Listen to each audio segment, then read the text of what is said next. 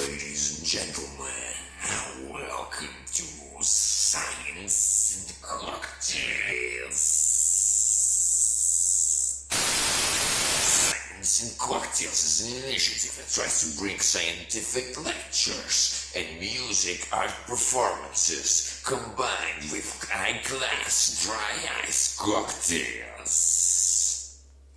Its aim is to spread knowledge and have a good time while doing it. Tonight's teleportation will be guided by the happiest man on earth, the one and only director of the World Database for Happiness, founding editor of the Journal for Happiness Studies, Ruut Veenhoven, professor at Erasmus Rotterdam University.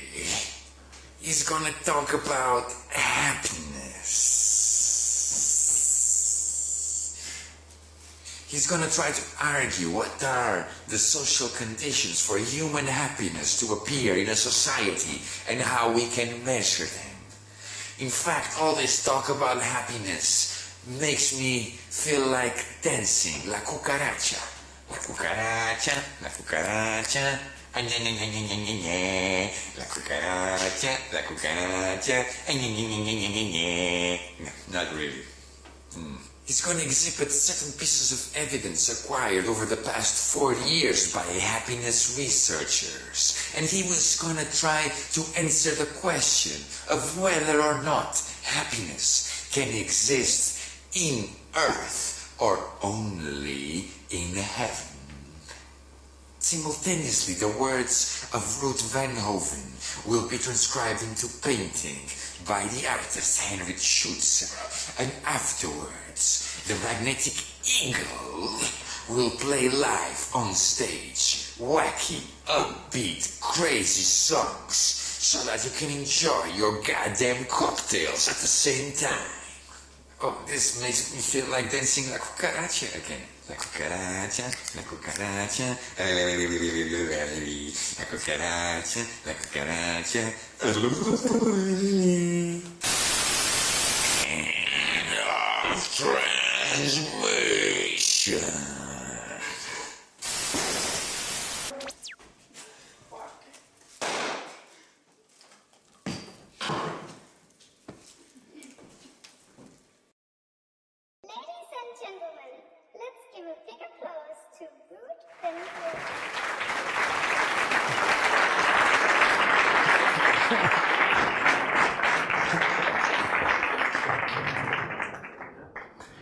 Well, you see it, greater happiness for a greater number. Wouldn't that be fine?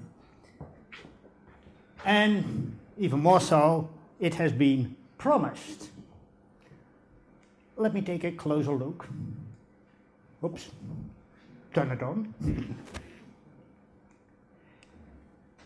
I'll first dwell on what is that promise about happiness and what are the people who don't believe it. Well, more people who don't believe it than people who do believe it. And then I test whether that promise, I haven't told you yet about what promise, whether that's true. And for that reason, I will first consider what a good life is, how you can measure it, how good life is in modern societies like Denmark, and whether life was better in the good old days. Okay, first, the promise of enlightenment. Maybe you remember what enlightenment is. It's something that came after the Dark Middle Ages. In the Dark Middle Ages, well, there was unenlightened thinking, and there came people and they said, well, we have another look, and they were the enlightened thinkers, say the 17th, 18th century. And in the enlightened thinkers in Europe, actually they took position against the teachings of the church. And the church told at the time that man was doomed for misery, that life was not intended to be good. It had been good when Adam and Eve were in paradise, but as you know, there was a sin in paradise, and they ate from the apple of wisdom, possibly something like this gathering. Anyway, that was wrong, and they were chased from paradise, and it wasn't God's intention that outside paradise they would enjoy life. No, they should suffer, and they should work in their sweat. And that didn't mean that happiness was always impossible. Yes, it was possible in heaven if you behaved well. And well, the church assumed that there was a heaven. And well, not everybody believed that. These enlightened thinkers, and they said, well, no, happiness is possible on earthly life, and we better not wait for heaven, because possibly it doesn't exist, and then we better not suffer here but enjoy life. And they also said that a better life is possible, because these enlightened thinkers, they didn't believe that society was a creation by God, but they said no, society is something we organize ourselves, and if we organize it more cleverly, we will have a better life. And how do you get a better society? Well, with the use of reason. Yes, that may be rather logical for you, but saying that you should use reason was a message to the church, who didn't like reason very much, but rather belief. And so these were heretics. And this idea popped up in several parts of Europe, especially in France, and a beautiful book is written by Mozy, L'idée du bonheur. But it was not just in France, it was also in the Netherlands. Actually, the Netherlands and Denmark were pretty close at that time, and there was much exchange of trade, but there was also much exchange of ideas, and I haven't come across a book about the idea of happiness in Denmark, but possibly it could be written. Actually, this idea was in the intellectual elite all over Europe. So the idea that we can get happier if we use our brain, and even an extension that we should get happier. Especially in the teachings of Jeremy Bentham, an enlightened thinker in Scotland. He said, well, what is good and what is morally good? Well, that is that what leads to greater happiness for a greater number. And he is an enlightened radical, and he said that the basis of morality is not in the word of God, but is in the consequences of your actions for human happiness. For instance, why shouldn't you steal? Well, the answer of the church was, it's in the Bible, thou shalt not steal. God forbids, so it's a sin. Jeremy Bentham said, well, if you don't forbid stealing, more people will get unhappy. We will all get poor and unhappy, and forbidding stealing will create greater happiness for a greater number, and that's what we should aim at. Well, a lot of enlightened thinkers nodded, said, well, that's a good idea, but not everybody believed that. And now I think I missed a slide, because many intellectuals said, well, we don't get any happier at all, even if we use our reason. And, well, are the Marxists here? Marx told, well,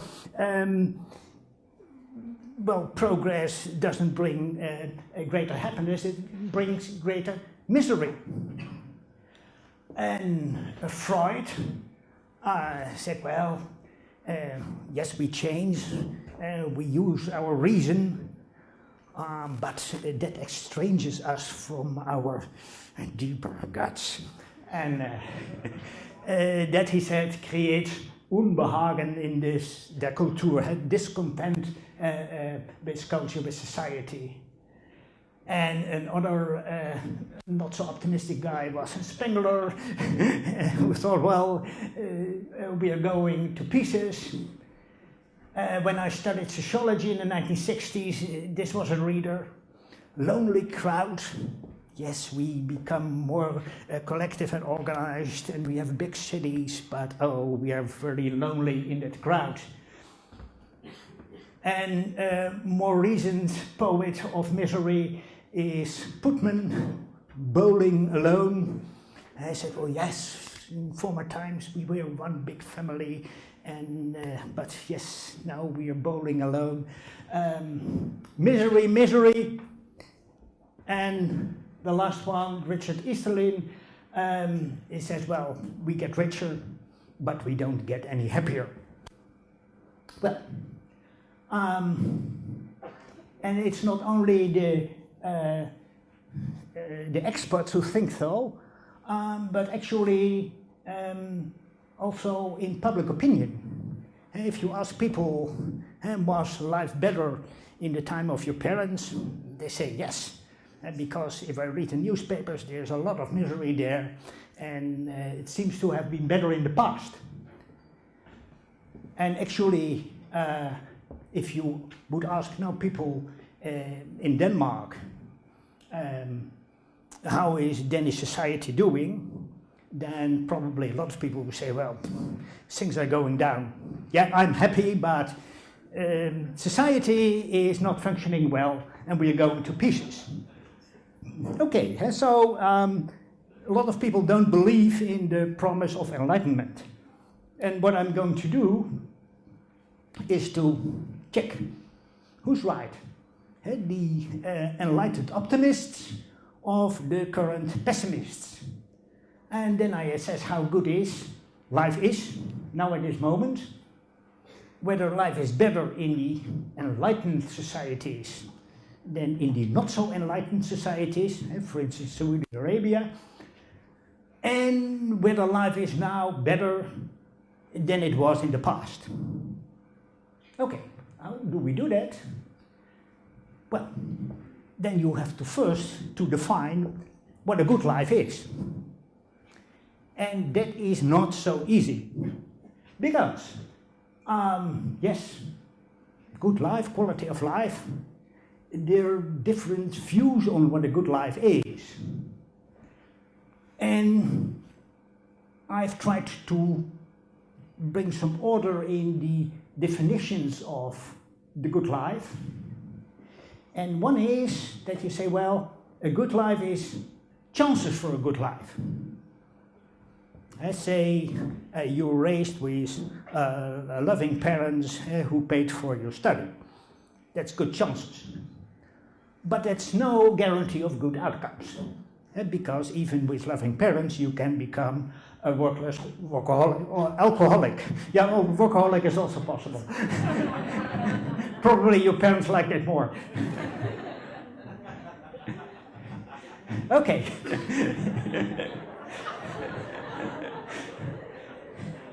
This is chances for a good life. This is the outcomes of life. And then there is chances, qualities in your environment, and there is qualities in yourself.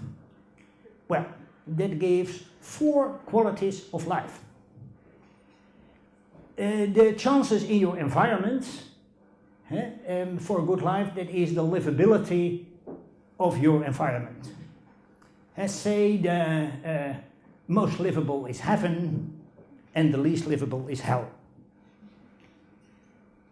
There's also chances in yourself. that is your life ability. And some people are, yes, so strong that they can even maintain in very bad circumstances, which are close to hell, such as German concentration camps. Few people could handle that and survived. And there are also people who are so neurotic that even in heaven they would quarrel with the angels. Okay, so much for the chances for a good life. Now the outcomes of life. And if you wonder, well, do I have a good life? Then one answer is that you say, well, what does my life contribute to the environment? And that is the utility of your life. And for academics like me, that is typically how many books have you written? And the higher the pile of the book, the more useful your life. Well, that may help to understand that usefulness is not the same as satisfaction. And actually, some people have very useful life because they sacrifice their satisfaction. Well, actually, my specialization is this, but today I take a big, somewhat broader view, and let's see how these concepts, how these are also used in biology. And if a biologist is talking about the suitability of an environment for an organism, then he's talking about the livability of the biotope. And if the biologist refers to what I call liveability, the biologist calls that fitness, which is not the fitness of the fitness room, but that is the functionality of your abilities in the biotope.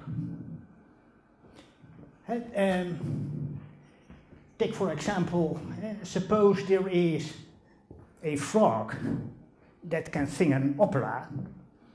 Well, that would be a marvelous thing. You could say, well, it's a great ability, but singing an opera is not really helpful for the frog to survive. It doesn't really fit in the pond where he's trying to catch flies.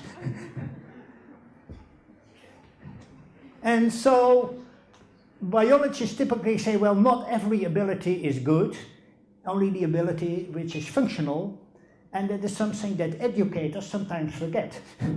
They think if you learn medieval poetry, that is very good. Yes, but does this really help you? That's not a question. Okay. Well, and a biologist has also an idea of what I call utility of life. Well, that is your ecological function, which means that in the end you're eaten by the worms. And, well, the worms are eaten by other animals, and we eat the animals, and, well, that's the biological circle.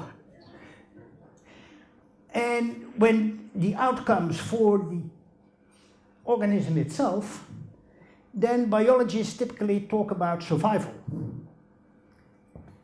Yeah, why don't they ask the frog how happy he is? Well, because the frog can tell. But the biologist can observe how long a frog lives. And though the biologist cannot assess how happy, how satisfied a frog is with life, most biologists would probably agree that organisms like frogs can feel good or bad. Actually, all organisms that have some choice, well, need an indication of whether they are doing the right thing. And typically that is pre-programmed, and, well, if you do the right thing, you feel good. If you do the wrong thing, you feel bad. I don't think that trees can feel good or bad, because the tree has little choice. You can say, well, I better move there, but in frogs, in dogs and cats and humans, these can feel good or bad. And the feeling good or bad is also an indication that they are doing good or bad. And so I think that biologists would say, well, if an organism is in the right biotope and has the right abilities, that will manifest in survival. And they would also agree that in humans, how well our life is, and how good our chances are and our abilities are, that manifests in the long run how long we live in survival, just as in biology, but also how happy we live. And if you can assess how long and happy people live, well, then if they live long and happy, then apparently their conditions are not too bad and their abilities fit the conditions. And so if you look at this, then you have pretty good indication of the overall quality of life. And it's not possible to measure quality of life by adding livability to lifeability and utility and satisfaction and putting that in an index, because these things cannot be added up. But what you can do is looking at the final consequences, and in this case this is how long and happy people live, and that's something you can measure, and with that measure we can see whether the promise of enlightenment came true. Well, how are we going to measure that then? Well, we measure happiness, and of course we measure longevity, and we combine that with how long people live.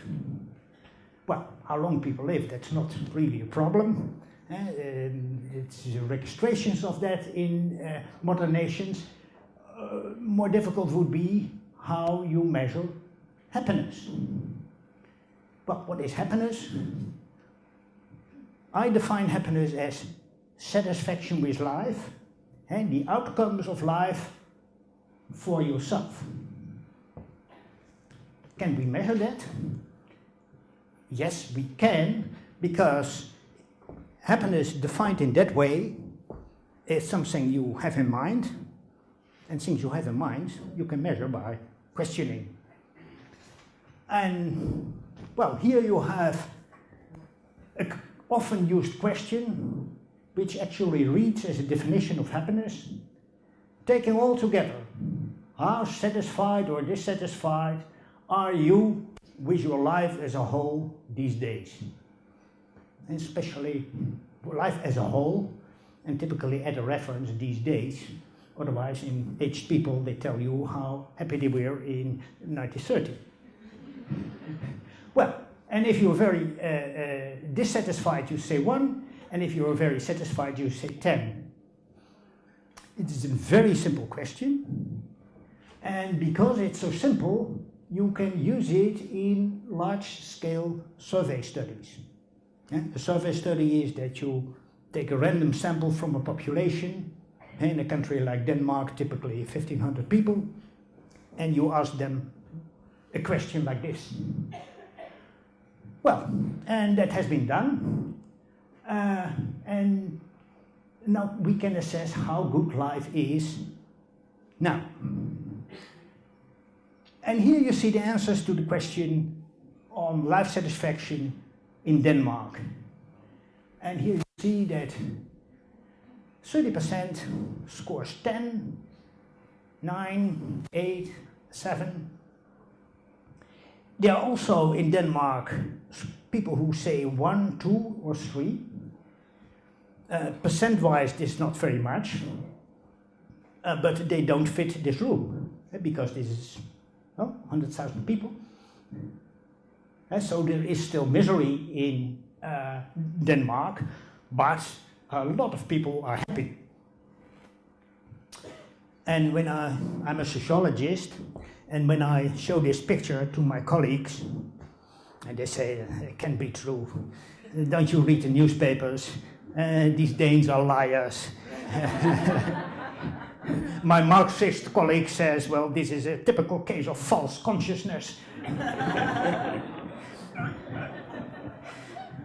And well, then I have another picture which fits the mindset of my colleagues better.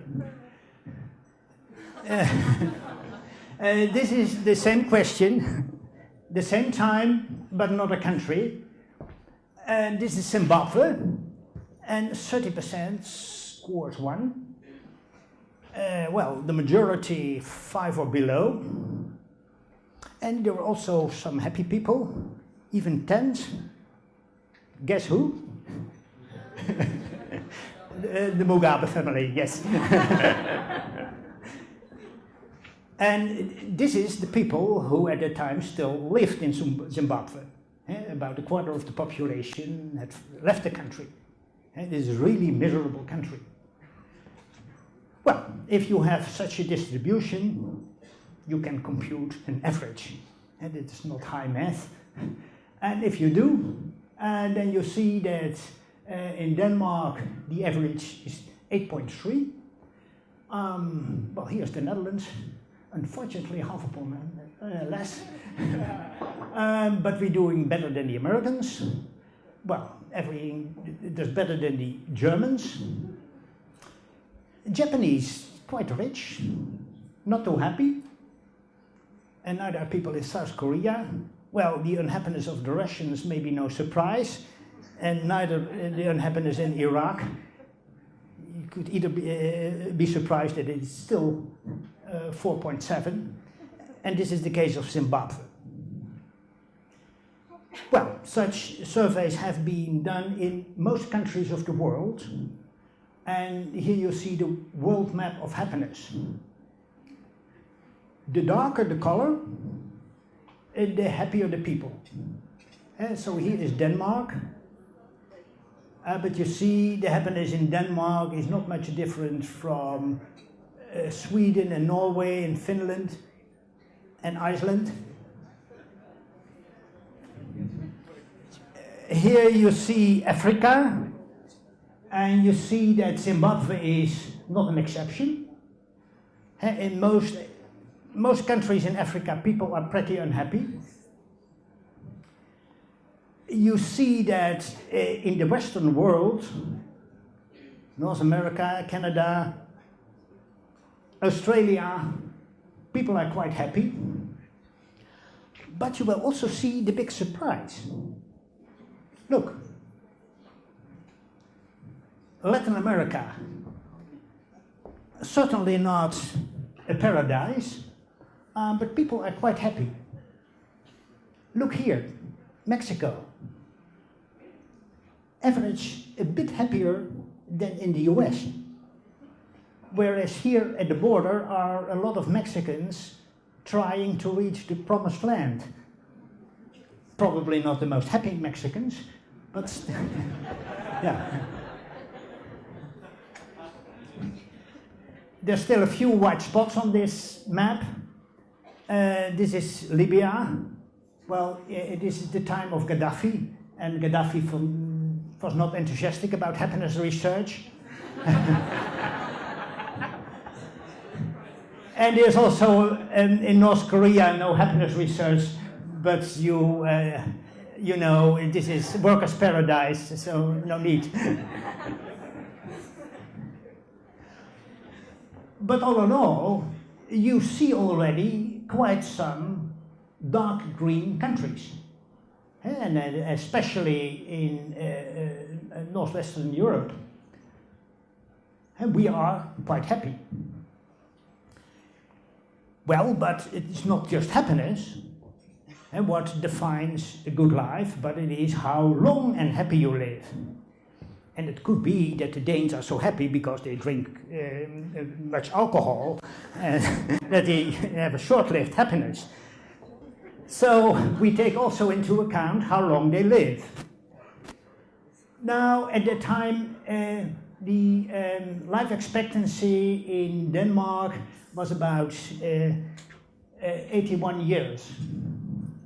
Now, suppose that the average happiness in Denmark had been 10. All Danes were completely happy. Then Danish society should have produced 81 happy life years. Well, the Danes are pretty happy, but not an average of 10, so it's a score of 8.3. So we multiply 81 by 0.83, and then the result is, say, 65 happy life years in Denmark.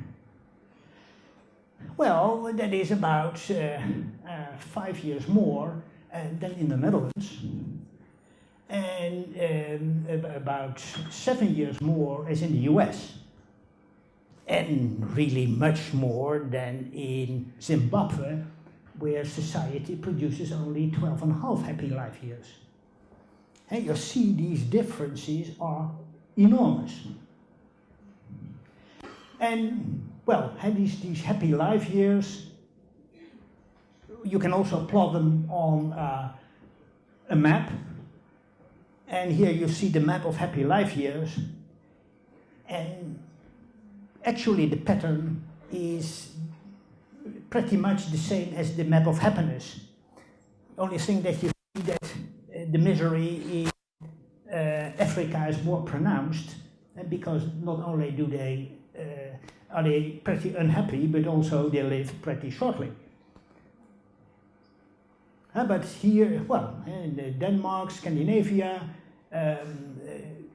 all these countries, all these Western countries are pretty happy. And, well, which of these nations are the most enlightened and are closest to the ideals of the enlightened thinker, in that they are, well, use their reason more, and that they are more modern and more free? Well, typically, if you analyze the difference between the dark green and the light green countries, then you see that people live happiest in the countries where there's a lot of education. And as an educator, I like to see that. And there's also a very strong correlation with investments in research. And there's also a strong correlation with democracy. In the countries where democracy rules, rather than the autocracy of the church or kings, people live happier. And also, and especially in Denmark, the greater the equality between men and women, the happier the people on average are. And it is partly because a big driver of quality of life is how free people are. In countries where you can decide your own life, people live longer and happier than in societies where decisions are made for them. For instance, you are free to study what you want, even if your parents would like you to study something you don't really like. Well, then you can resist. You can choose your own partner, whereas in a lot of countries marriage is arranged. You can choose whether to have children or not, whether to work full-time or not, and you can even choose to leave Denmark if you want. And the greater the freedom, typically the better the chance that you end up in a life that fits you. And of course, there are costs to freedom, because you have to decide, and it's often difficult. But typically, on average, it gives rise to a better fit in your environment. Okay, so we have seen that at least in, well, countries like Denmark, people live long and happy. But do they live longer and happier now than in the past? Well, we can investigate that in the short term, actually from 1973, when the first comparable surveys on happiness were done. But we have also clues about much longer term. Let me start here. Here you see a picture of the development of happiness over time. Each dot is about 2,000 people. And you see that in 73, average in Denmark was about 7.8. And whoop, I think a coding error. Gradually, the Danes have gone to 8.3. It's bad to see for me in the Netherlands, because in the beginning we were very close to the Danes, but these damn Danes, well, we are getting on now, and so in the Netherlands we got a bit happier. Well, this is the picture of the Russians. Well, before the fall of communism there was of course no surveys on happiness. This was the first one after the regime change. Well, all Russians were happy and drunk. Here is the ruble crisis. About 25% of the Russians lost their money. And, well, this is the Putin time. And, well, you see that quality of life in Russia, at least happiness, has much improved. And that's one of the reasons why Putin is re-elected. And so we have this picture of happiness. Well, you probably know that life expectancy is rising. It rises every year with a couple of weeks. And if we combine the trend in happiness with the trend in life expectancy, oh wait, this is the gains, then you get this picture. And we have the oldest data from the US, and the first happiness survey was in 45. And you see that Americans gained a lot of happy life years. And this is data from the EU, and you see a positive trend. And this is from Japan, and you see the same positive trend. Hey! Okay. And here you see the Russians. Yeah. Bye-bye. So we live longer and happier. And these are the gains. And historically this is enormous. Now the long-term development. Do we live longer and happier now than Adam and Eve did? Yeah, we can't really ask Adam and Eve because there were no surveys at that time and neither a civil registration of death. But we have some indications. Other people than me, they have a specialty in digging up bones of our forefathers. And on the basis of bones, you can see how long people have lived, at least if you have the right bones, and also how healthy they were. And especially on teeth, you can make inferences. And on that basis, you can estimate how long and healthy people have lived. And well, if you do that, hey, well, this is how long and healthy people have lived. And here we start the beginning of humanity. Well, we lived about 95% of our history as hunter-gatherers in pretty good health, but not too long. And so in the conditions of hunter-gatherer society, people are typically reasonably nourished, but yeah, sometimes there's nothing to eat. Oops, they die, or they meet a lion, also the end of the story. But say about 35 years in good health. Here, progress starts. The invention of the plow. People start living in villages. They raise crops. And crops attract robbers. And robbers organize themselves in what they call nobility. And they rob even more. And this results in a situation in which people still live about 35 years, but in less good health. And the bone diggers find many more split skulls, because there's a lot of fighting here. So here, progress actually reduced the quality of life. But here, now we're actually at the time of the Enlightenment, where people protest against the kings and against the clerics.